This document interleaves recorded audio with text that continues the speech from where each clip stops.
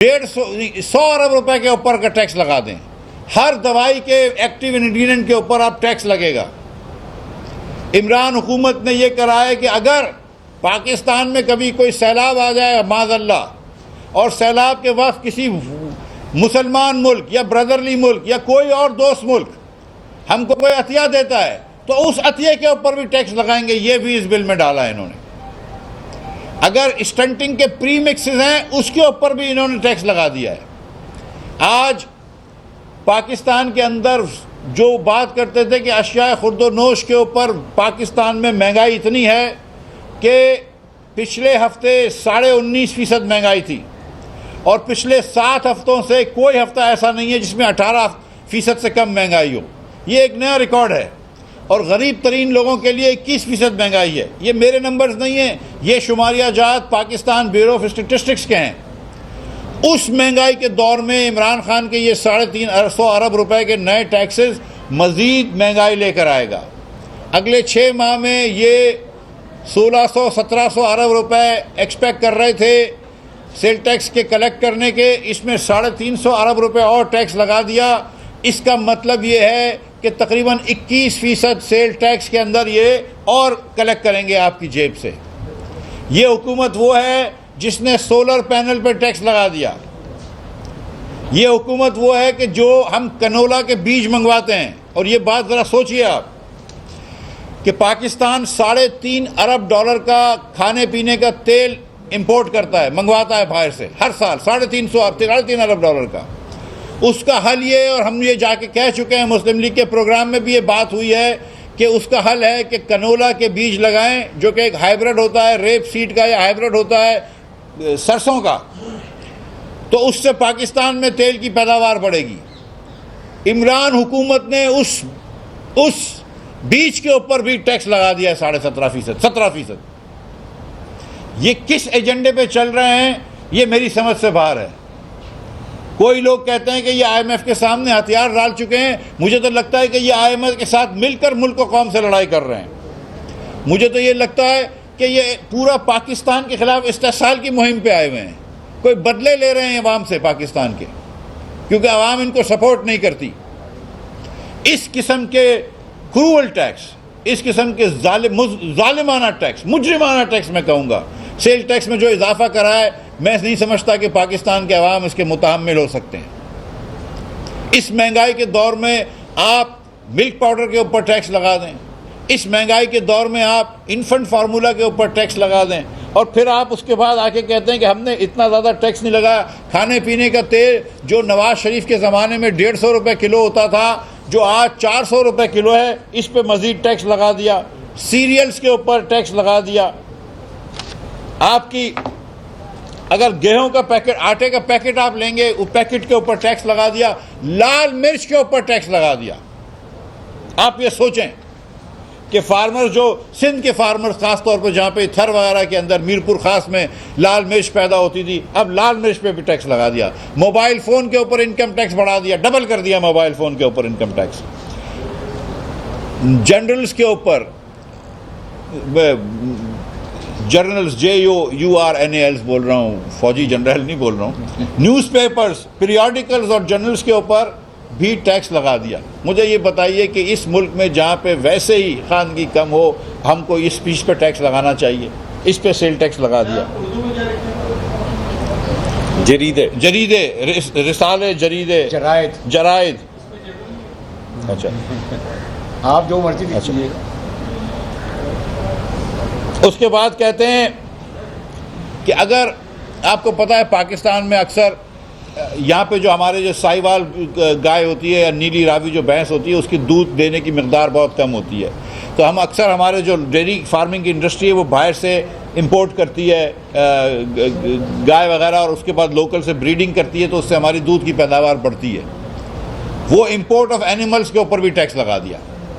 मतलब कोई अब मतलब एक चीज़, वैसे मैं इमरान खान साहब को मुबारकबाद देता हूं कि अब तक इन्होंने सांस लेने पर टैक्स नहीं लगाया, जबकि बुज़दार साहब ने लाहौर में सांस लेना मुश्किल कर दिया है इस स्मॉग की वजह से, पोल्यूशन की वजह से, लेकिन अब तक इमरान खान ने सांस लेने पर टैक्स नहीं लगाया। इसके ये मुबारकबाद के मुस्तहिक हैं।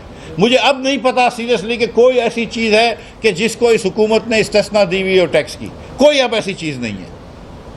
हाँ, अगर तोशा खाना के अंदर घड़ियाँ आई हों और वो वज़ीर आज़म ले जाए और ना बताए कौम को जो कि तोशा खाना में क्यों जमा नहीं करवाई, क्योंकि ये हमारे अवाम की प्रॉपर्टी है, हुकूमत पाकिस्तान की प्रॉपर्टी है, तो उन घड़ियों के ऊपर टैक्स नहीं है। एक सांस लेने पर टैक्स नहीं है और एक तोशा खाना पे करोड़ों रुपए की घड़ियों के ऊपर टैक्स नहीं है। आप अगर मवेशी भी इंपोर्ट करते हैं तो उस पर टैक्स है। आप सनफ्लावर सीड इंपोर्ट करते हैं उस पर टैक्स है। ड्रिप इरिगेशन का इक्विपमेंट इंपोर्ट करते हैं। इस पाकिस्तान में पानी की कमी है, जो बेहतरीन तरीका है पानी कंसर्व करने का वो फार्मिंग के अंदर फ्लड इरिगेशन से हट के ड्रिप इरिगेशन पे जाना है। हम ड्रिप इरिगेशन की चीज़ें जो इंपोर्ट करेंगे आपने उसके ऊपर भी टैक्स लगा दिया। तो ये तो सेल्स टैक्स की कहानी थी। उसके साथ साथ एक और बिल इन्होंने भेजा है जो सेनेट के भी पास करना ज़रूरी है, जिसमें स्टेट बैंक ऑफ पाकिस्तान के रोल को पाकिस्तान के अंदर जो होता है, जो किरदार अदा करता है, उसको अमेंड किया है। और उसके अमेंडमेंट क्या है? नंबर 1 कि अब स्टेट बैंक के लॉर्ड गवर्नर साहब जो हैं वो 3 साल नहीं 5 साल होंगे और उनको 5 साल का एक और एक्सटेंशन मिल सकेगा, तो ये 10 साल मंसूबा है। नंबर 2, अब गवर्नर साहब अपनी की सिफारिशात पे ही आप डिप्टी गवर्नर लगा सकेंगे, तो गवर्नर साहब की पूरी इजारादारी हो जाएगी स्टेट बैंक के ऊपर। नंबर 3, सेक्रेटरी फाइनेंस एक कमेटी में तो बैठ सकेंगे लेकिन वोट नहीं दे सकेंगे, और जो पॉलिसी कोऑर्डिनेशन कमेटी थी जिसमें फिस्कल और मॉनेटरी पॉलिसी को कोऑर्डिनेट करते थे, जो दुनिया के हर मुल्क में होती है, वो ख़त्म कर दी गई। अब कोई कोऑर्डिनेशन नहीं होगी। वो कहते हैं कि फाइनेंस मिनिस्टर साहब और गवर्नर साहब आपस में लिएजान पैदा कर लें। तो मैं दुआ करता हूँ कि कम से कम ये जो अफवाहें आती हैं ये गलत हैं कि गवर्नर साहब जो हैं ये इस फाइनेंस मिनिस्टर से भी बात नहीं करते, पिछले फाइनेंस मिनिस्टर साहब से भी बात नहीं करते थे। मैं दुआ करता हूं कि ये फाइनेंस मिनिस्टर साहब से बात करते हों गवर्नर साहब, लेकिन बहरहाल खबर यह है कि वो बात आपस में दोनों गवारा नहीं करते एक दूसरे से बात करना। तो अब हम स्टेट बैंक की इंडिपेंडेंस के ख़िलाफ़ नहीं हैं। स्टेट बैंक के 2 रोल होते हैं। एक रेगुलेटरी रोल होता है जिसमें वो दूसरे बैंकों को रेगुलेट करता है, उसके अंदर इंडिपेंडेंस होनी चाहिए और थी, और उसके बिल्कुल हम हक में है। दूसरी एक पॉलिसी होती है मॉनेटरी पॉलिसी, जिसमें एक्सचेंज रेट वो सेट करता है, इंटरेस्ट रेट टारगेट्स वो सेट करता है। उसके अंदर इंडिपेंडेंस होती है लेकिन कंप्लीट इंडिपेंडेंस नहीं होती, क्योंकि फिस्कल पॉलिसी के साथ कोऑर्डिनेशन होनी चाहिए। हम समझते हैं कि वो कोऑर्डिनेशन ज़रूरी है। कल रात को मैं बांग्लादेश के सेंट्रल बैंक की भी पढ़ रहा था कवानीन, तो वहाँ पर भी एक फाइनेंस मिनिस्टर साहब, कॉमर्स मिनिस्टर साहब और गवर्नर साहब की सेक्रेटरी साहिबान के साथ एक कमेटी है जो ये चीज़ें फैसला करती है। पाकिस्तान के अंदर एक फ़र्द वाहिद जो कि IMF से आया है और शायद आइंदा भी आते रहेंगे, उसको आपने पूरी मॉनेटरी पॉलिसी का इंचार्ज बना दिया, और जितनी इलेक्टेड हुकूमतें हैं, अपोजिशन है, वो सब मिलाकर फिस्कल पॉलिसी करेंगे। अब फिस्कल पॉलिसी और मॉनेटरी पॉलिसी की कोई कोऑर्डिनेशन नहीं होगी। ये एक, मैं आपको सच बता रहा हूं कि ये शायद दुनिया के किसी भी मुल्क में इस किस्म का कानून ना हो। ये बेसिकली हमने कह दिया है कि स्टेट बैंक ऑफ IMF कर दिया है, स्टेट बैंक ऑफ पाकिस्तान नहीं रहा। उसके बाद इन्होंने कहा है कि स्टेट बैंक का वाहिद जो मकसद होगा वो इन्फ्लेशन कंट्रोल करना होगा, जिसमें आप देख रहे हैं कि स्पेक्टेकुलरली फेल हो रहा है स्टेट बैंक, और हुकूमत के कोई और ऑब्जेक्टिव नहीं हो सकते स्टेट बैंक के जो इसके ख़िलाफ़ हों, और इसके हर ऑब्जेक्टिव को इसके मातहत होना है। तो ये पाकिस्तान के अंदर सिर्फ 9% बैंकिंग होती है। ज़्यादातर आपको पता है लोगों के बैंक अकाउंट ही नहीं है। हमको स्टेट बैंक डायरेक्शन देता है कि आप गांव में जाके बैंकिंग करें, आप फार्म्स को लोन दें, आप स्मॉल मीडियम एंटरप्राइजेस को लोन दें, आप एक्सपोर्टर्स को सस्ता लोन दें, वगैरह वगैरह बहुत सारी चीज़ें होती हैं। ये सब चीज़ें ख़त्म कर दी हैं माँ सिवाय एक्सपोर्टर्स को सस्ता लोन देने के, कि अब स्टेट बैंक ये नहीं कर सकेगा। उसके बाद अगर खुदा न खास्ता कल एक फ्लड आ जाता है, एक जस्ट एग्जांपल दे रहा हूँ आपको मैं, तो स्टेट हुकूमत को 300 अरब रुपए की ज़रूरत पड़ती है, तो स्टेट बैंक हुकूमत को वो कर्ज नहीं दे सकता। वो इख्तियार भी ले लिया है। और इसका क्या नुकसान होता है वो आपने देखा है 2 हफ्ते पहले, जब 10.25% की जगह 11.5% पे हुकूमत को लोन लेना पड़ा बैंकों से, क्योंकि बैंकों ने आपस में मिल गए, कलूट करा, और बैंकों ने महंगा लोन दिया इनको, और इन्होंने 111 अरब रुपए का लोन 10 की जगह 11.5% में लिया। वो इनकी अपनी बेवकूफ़ी ज़रूर थी, लेकिन ये बैंक भी मिल गए क्योंकि स्टेट बैंक नहीं इंटरवीन कर सकता था, इसलिए बैंक को मिलना आसान हुआ। अब जब भी बैंक मिल जाएंगे स्टेट बैंक इंटरवीन नहीं कर सकेगा। ये इन्होंने अपने हाथ खुद बांध दिए IMF की ईमा पे। मुझे ये समझ में नहीं आ रहा।